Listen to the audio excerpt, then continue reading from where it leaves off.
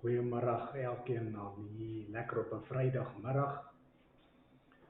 Ek het nou gewik en weeg of ek hierdie video moet maak of nie, omdat dit nie die natuurlike wat jy elke dag hoor nie.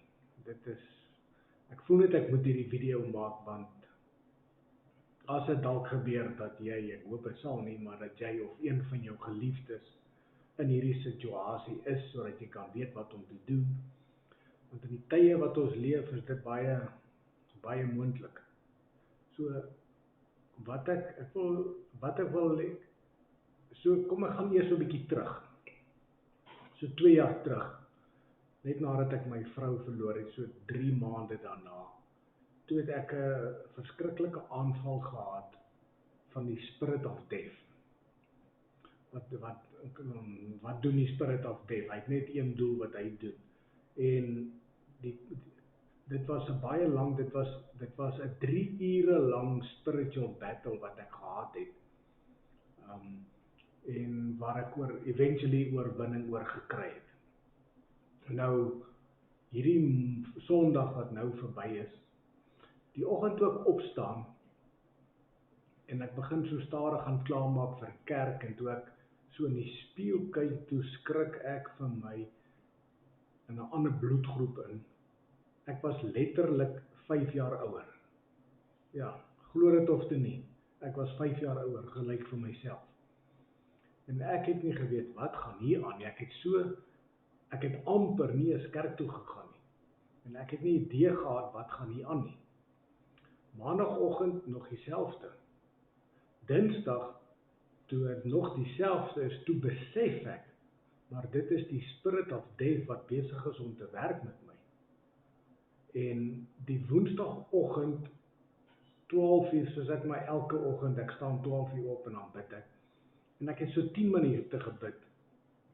En wat toe nou gebeur het is, die volgende oomblik, toe voel ek net daai hele kamer, want ek het so regop op my bed gesit, en my kussing agter my rug teen die muur gesit en bid, en so 10 minute toe word daai hele kamer ijskoud. Nou dis presies wat 2 jaar terug gebeur het. Nou, om vir jou 'n idee te gee, en ek oordryf nou nie, as ek nou moet temperatuurgewys moet skat, so ek sê daai kamer was plus minus -10 grade. Dis ijskoud. Ek sit onder 'n duvet, onder die kombers, dan is ek van kop tot tone ijskoud. So ek het onmiddellik geweet wat hier aangaan, maar dit was nie die eerste keer nie. En ek het geweet is die spirit of death wat gekom het om te doen wat hy doen. En ek het 1 uur lank, het ek spiritual battle gedoen. Toe voel ek daar draai die atmosfeer, daar is die temperatuur terug na normaal toe, en alles is weer normaal.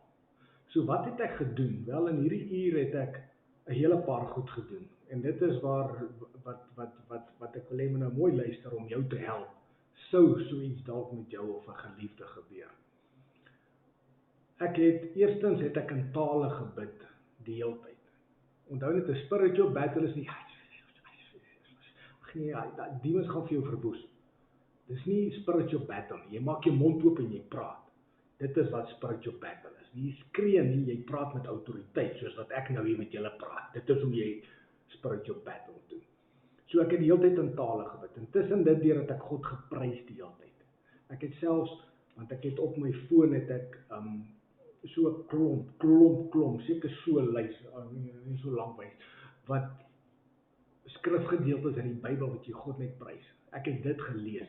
Ek het Psalm 18 hardop gebid. Ek het Psalm 91 gebid. Ek het Psalm 23 gebid. Ek het elke skrifgedeelte wat ek deur die jare oor beskerming gememoriseer het, ek het dit hardop gespreek, ek het dit gebaklei. Ek het wapens gelos, ek het die swaard van God gelos, vry gerelease om hulle aan te val. Ek het die engele van God gerelease, die warrior angels gerelease om my te help en my te baklei. Ek het soos aan Openbaring staan, die hailstones mixed with blood of Jesus and the fire of God, ek het dit op hulle gerelease, en die hele tyd in tale, want tale bid is ook 'n wapen. Dit is nie net jou deel van jou armor, jou wapenrusting daar in Efesiërs 6 nie. Dit is ook 'n wapen. So dit het ek gedoen aan mekaar, al daai vir 1 uur lank. Toe voel ek, daar draai die atmosfeer. Nou, die verskil tussen nou en 2 jaar terug. 2 jaar terug, nadat ek my vrou verloor, as gevolg van die trauma, die erge trauma wat ek deurgegaan het ek wonde in my siel gekry, as gevolg van die trauma, en daai wonde het deure oopgemaak, wat ons, ek weet dit gaan nou weird klink, maar wat ons noem spiritual snakes. Nou hulle kom en hulle druk squeeze letterlik die lewe uit jou uit. Nou, ek gaan nou nie praat oor wat gebeur het nie, ek het daai tyd in 'n boek dit geskryf. Nou, hulle het letterlik die lewe uit my uitgesqueeze, 2 jaar terug, dat ek so asem gehad, ek kon nie asem kry nie. Toe moes ek nou nog deur dit daarna, en wanneer ek nou 'n bietjie kon praat, dan kon ek baklei, en dan moet ek, as gevolg van daai. Nou die verskil tussen dan toe en nou, is dat, daar in Johannes 14 sê Jesus dit so mooi. Hy sê, the devil has nothing in me that is in common with him. Therefore, he has no power over me. So met ander woorde, wanneer jy trauma en goeders hier binne in jou het, dan beteken dit die duiwel kan hou vas op jou kry. So dan raak dit moeilik, want dan het hy hulp om sy werk te doen. So die verskil tussen toe en nou is dat my siel is skoon.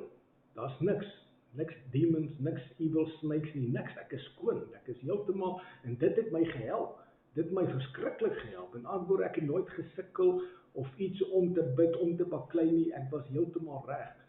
En daardie tyd, toe alles nou rustig is, toe sê die Heilige Gees vir my, you just defeated the spirit of death once again.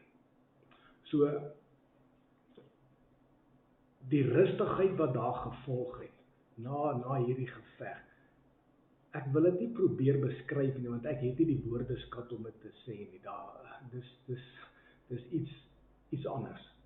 Nou dit was nou woensdagoggend, net na 12, nou die woensdag aand, toe ek nou bid, toe vra ek nou vir die Here, ek sê nou, hoekom die spirit of death nou na my toe gekom, wat het ek gedoen nou? Toe sê hy vir my, dit is as gevolg van die invloed wat jy tans het op die mense rondom jou. Nou, ja, so, ek weet hier is nie jou gewone boodskapies, jou natuurlike boodskapies nie, maar dit is die realiteit waarmee ons sit in die tyd waarin ons lewe. So ek hoop hierdie boodskapie gaan jou help, ek hoop sal jy inspireer, en hopelik sal jy nooit in hierdie posisie kom nie, maar as jy daar is, gebruik my raad, en jy sal oorwinning kry. Mooi dag vir jou.